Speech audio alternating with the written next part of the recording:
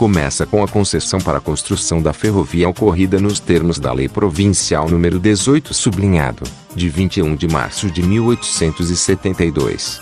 A companhia também contava com privilégios de zona ou concessão exclusiva por 90 anos com uma contragarantia de juros de 7% sobre o capital de 3.000 contos de réis, ou 369 milhões reais, 369 milhões de reais, em valores convertidos, levando em consideração a inflação e cotação do ouro, aproximadamente, habitual nas concessões fornecidas à época, e concedia privilégio, sem garantias de juros, para o prolongamento da linha até as margens do Rio Grande, passando por Casa Branca e Franca.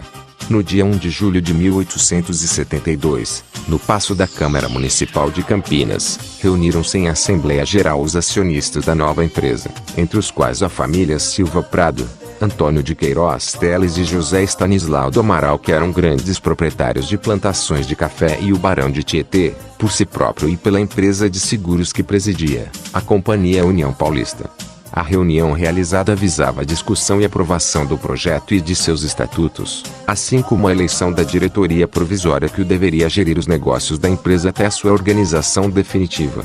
A primeira diretoria ficou assim constituída: Dr. Antônio de Queiroz Teles, Barão, Visconde e Conde de Parnaíba, Tenente-Coronel José Egídio de Souza Aranha, Dr. Antônio Pinheiro de Ulloa Sintra, Barão de Jaguará, Capitão Joaquim Quirino dos Santos, Antônio Manuel Proença.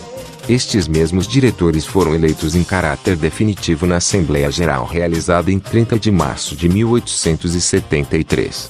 Ficava assim constituída a Companhia Mogiana com o capital de 3.000 contos de réis, divididos em 15.000 ações no valor nominal de 200 contos de réis cada.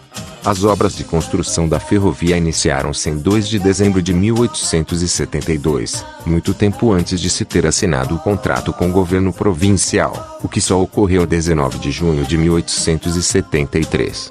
Em 3 de maio de 1875 era concluída a primeira etapa entre Campinas e Jaguari, atual Jaguariúna, numa distância de 34 quilômetros. 3 meses depois a estrada chegava em Mojimirim, totalizando 41 quilômetros. O tráfego, nesse trecho, foi inaugurado em 27 de agosto de 1875 com a presença do imperador D. Pedro II. 3. Neste mesmo ano ficou pronto o ramal de Amparo, numa extensão de 30 quilômetros. Em janeiro de 1878, a estrada chegou em Casa Branca, a 172 quilômetros de Campinas. No ano de 1880, após muitos debates com a Companhia Paulista, levando-se em conta os privilégios de zona, a Mogiana conseguiu a concessão para prolongar seus trilhos até a cidade de Ribeirão Preto, na época chamada Vila do Entre Rios, tudo dentro da então província de São Paulo. Posteriormente a Mogiana partiu para a construção do trecho que levaria seus trilhos ao Triângulo Mineiro e Sul de Minas Gerais, com vista a atrair a economia local para Paulista e vice-versa.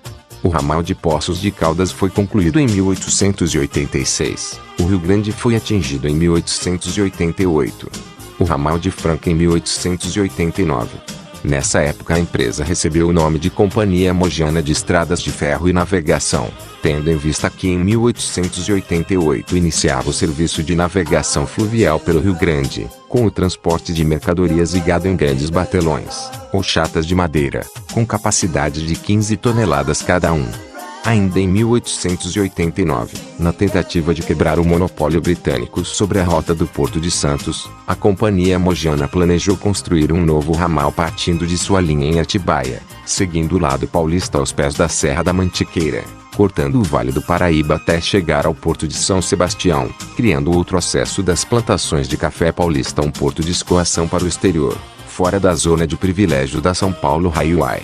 Porém, os administradores da SPR, ao saberem do projeto, compraram a estrada de ferro Bragantina, que estava bem no meio do trajeto necessário, e a expandiram, impossibilitando definitivamente a passagem de outra ferrovia na região sem ferir as proteções legais de concessão. Pelo decreto número 977 de 5 de agosto de 1892, recebeu autorização para prolongar suas linhas, linha de Ressaca, até Santos. Como o mesmo não foi cumprido, 17 de outubro de 1900, foi editado o decreto número 3.811, prorrogando o prazo em mais 3 anos. Nunca essa linha foi construída. A linha tronco da Mogiana, também conhecida como linha do Catalão, foi a primeira ferrovia a transpor o Rio Grande, que marca a divisa da então província de São Paulo com a região do Triângulo Mineiro. A primeira ponte sobre o rio foi erguida em 1888 num trecho onde a água se afunila em corredeiras, próximo do local onde havia a Cachoeira de Jaguará. Logo após a ponte, que era exclusiva para a passagem ferroviária, havia a estação de Jaguará, ligada a um porto fluvial no Rio Grande. As ruínas da ponte e da estação ainda podem ser vistas logo abaixo da usina hidrelétrica de mesmo nome. Adentrando Minas Gerais, a linha tronco atendia as cidades de Sacramento, ligada à estação Cipó por linha de bonde, Conquista e Uberaba, onde a ferrovia chegou em 1889. Em 1895 os trilhos chegaram a Uberabinha, atual Uberlândia, e um ano depois ao ponto final na cidade de Araguari. Apesar de prevista no projeto original, a extensão da linha até Catalão, já no estado de Goiás, nunca foi feita pela CIA Mogiana, e acabou sendo executada pela Estrada de Ferro de Goiás. A presença da CIA Mogiana no oeste do estado de Minas Gerais tornou as ligações desta região mais rápidas e fáceis com São Paulo do que com a região central do próprio estado e com a sua capital Belo Horizonte. Por volta de 1899, a Mogiana iniciou a construção de uma variante à linha tronco, ligando a estação Entroncamento, em Ribeirão Preto, a Santa Rita do Paraíso, atual Igarapava, às margens do Rio Grande, onde a linha chegou em 1905.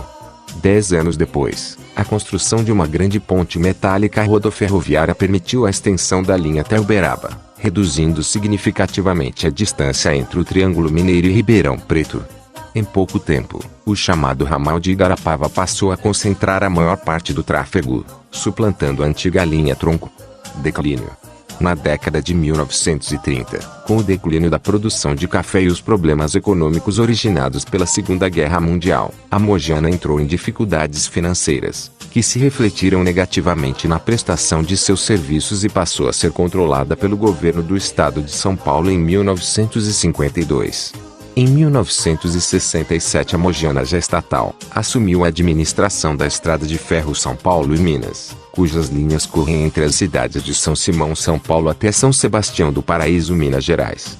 Em novembro de 1971, a Companhia Mogiana de Estradas de Ferro foi incorporada pela FEPASA, a empresa estatal do ramo ferroviário, atualmente desativada e seccionada em 4 novas concessões por 20 anos.